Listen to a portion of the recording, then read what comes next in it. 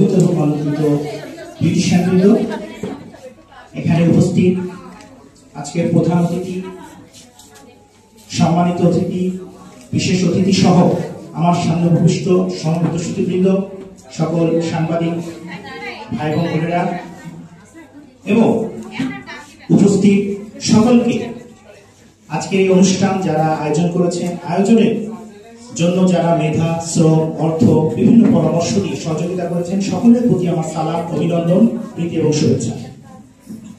আজকে 2 দিন ওয়ার্কশপের দ্বিতীয় এবং শেষ দিন। আজকে আমরা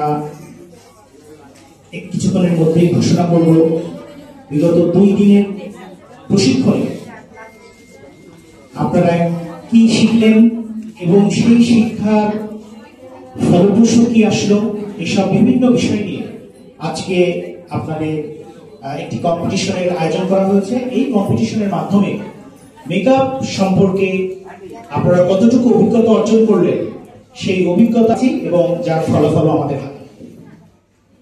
আমি 2 মিনিট কথা বলে ফল ঘোষণা করব। আপনারা এখানে যারা মেকআপ ক্লাসে বা মেকআপ নিয়ে যারা দীর্ঘদিন কাজ করেন, তাদের উদ্দেশ্যে আমি ছোট্ট 2টো দিক নির্দেশনা দিয়ে ফলাফল ঘোষণা করব। আসলে আমরা যে মেকআপ গুলো করি তার উচ্চারণ কি মেক আপ। খ্রিস্টপূর্ব 4000 সাল থেকে কিন্তু মিশরীয় সভ্যতা থেকে এই মেকআপ চলে আসছে। মেকআপ মানে অনেকেই জানে যে শুধু সাজগোজ, আসলে কিন্তু মেকআপ মানে শুধু সাজগোজ নয়, এটা মানে একটা ধর্মীয় ব্যাপার, এটা একটি ব্যক্তিত্বের বহিঃপ্রকাশ, এটা সামাজিকতা এবং অর্থনৈতিক অবস্থান আসলে মানুষকে প্রকাশ করায়। মিশরীয় সভ্যতায় ধর্মীয় উপাসনা করার সময় আসলে এই মেকআপ গুলো করা হতো, সেইভাবে পালাক্রমে এটা কিন্তু আজ পর্যন্ত চলে আসছে। এবং এই যে মেকআপ শব্দটি আমরা বলি, এইটার কিন্তু আধুনিক মেকআপের জনককে ম্যাক্স ফ্যাক্টর 1920 সালে কিন্তু সারা পৃথিবীতে এই মেকআপ শব্দটি ছড়িয়েছে। বুঝতে পারছেন? তো এই যে মেকআপ গুলো আমরা করে থাকি, এই মেকআপের বিভিন্ন দিক নির্দেশনা কিভাবে করবেন সেগুলো ইতিমধ্যে আপনারা 2 দিন শিখেছেন।